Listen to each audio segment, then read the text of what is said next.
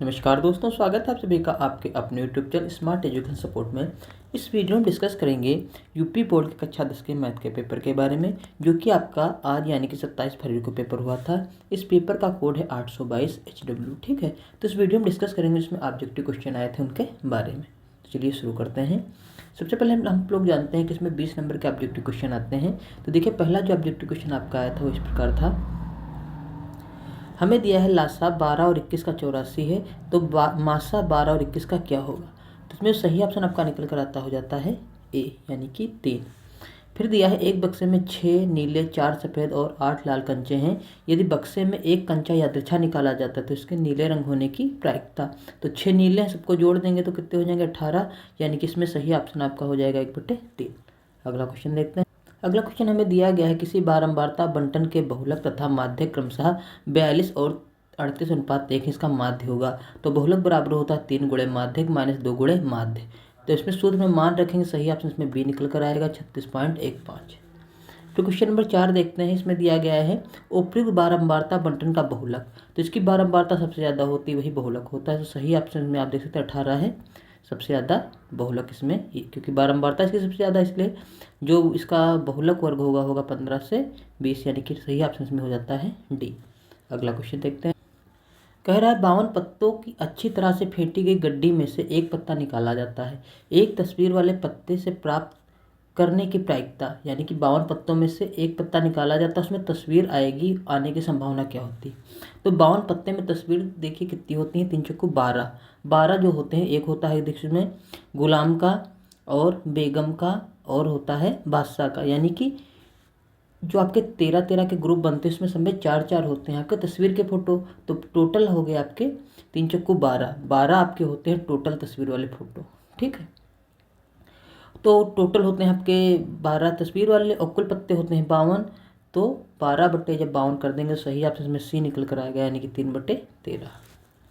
फिर दिया गया एक परिमेय संख्या का परिमेय संख्या का अंतर, इसमें सही ऑप्शन आपका ए हो जाएगा, सदैव अपरिमेय संख्या होती है। अगला क्वेश्चन दिया गया है इनमें से कौन सी परिमेय संख्या है। तो इसमें परिमेय संख्या आपकी हो जाएगी सी, ये आपकी परिमेय संख्या है और इसके अलावा सारी आपकी अपरिमेय संख्याएं हैं। ठीक है, अगला क्वेश्चन। बिंदु ए कामा बी और बी माइनस ए के बीच की दूरी, इसमें सूत्र लगाना था दूरी वाला निर्देशांक ज्यामिति का। तो जब सूत्र लगाएंगे √x2 - x1 का whole square plus y2 - y1 का होल स्क्वायर, तो डी ऑप्शन इसमें सही आपका हो जाएगा 2a² plus 2b² under root के अंदर। अगला क्वेश्चन।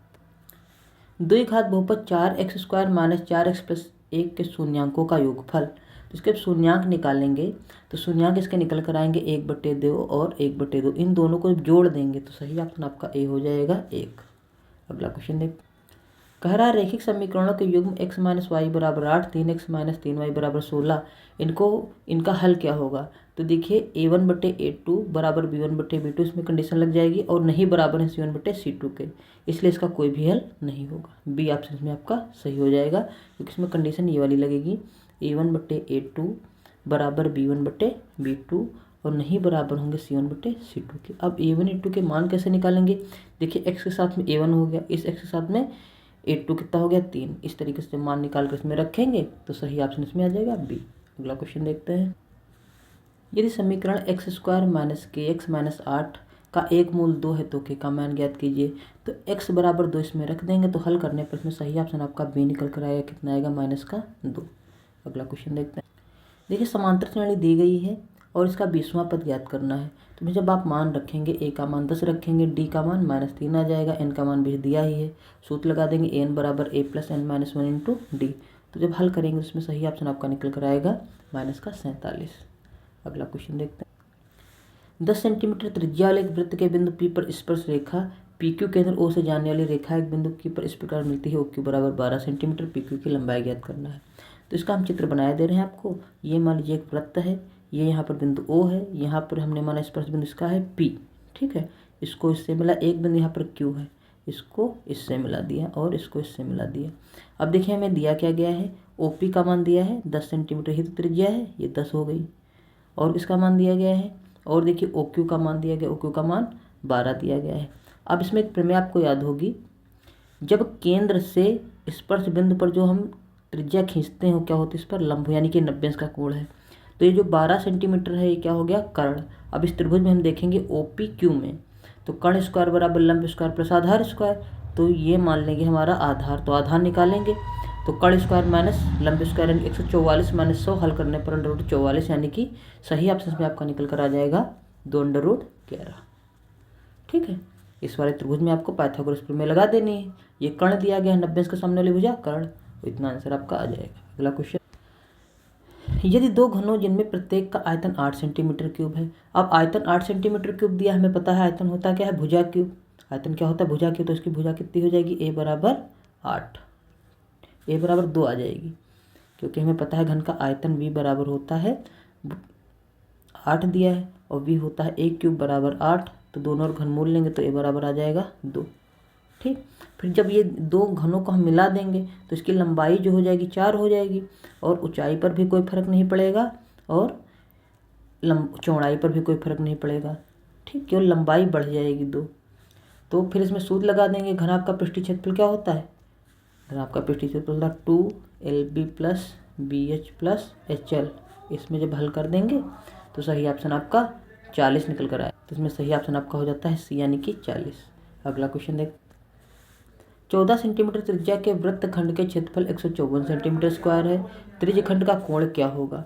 अब देखिए, आप लोगों ने पढ़ा होगा त्रिज्यखंड का क्षेत्रफल का सूत्र क्या होता है, a बराबर θ/360 और गुणे πr², और यहाँ पर a का मान दिया ही गया कितना है, 154 बराबर θ/360, पाई का मान 22/7 और r का मान दिया है 14 का स्क्वायर। इसको हल कर लेंगे तो सही ऑप्शन आपका निकल कर आएगा इसमें B यानी कि 90 अंश। अगला क्वेश्चन देखते हैं। अगला क्वेश्चन बहुत आसान था, इसमें sin 30 का मान रखना था। sin 30 का मान होता है 1/2, cos 30 का मान होता है √3/2। हल कर लेंगे, आंसर आ जाएगा √3/2, यानी कि D ऑप्शन इसमें आपका सही हो जाता है। अगला क्वेश्चन देख, अगला क्वेश्चन दिया गया sin 30 बराबर 3/जाए तो tan थीटा का मान, sin थीटा बराबर होता है क्या, लंब बटे कर्ण।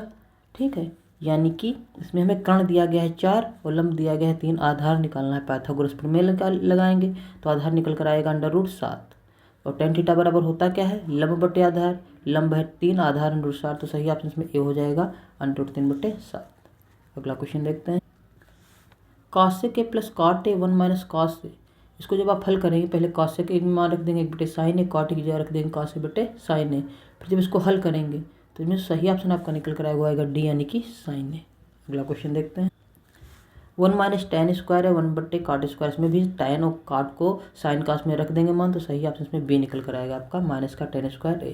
अगला क्वेश्चन देखते हैं, यहाँ पर देखिए हमें एक त्रिभुज दिया गया है, त्रिभुज RPQ, और दूसरा दिया गया RTS।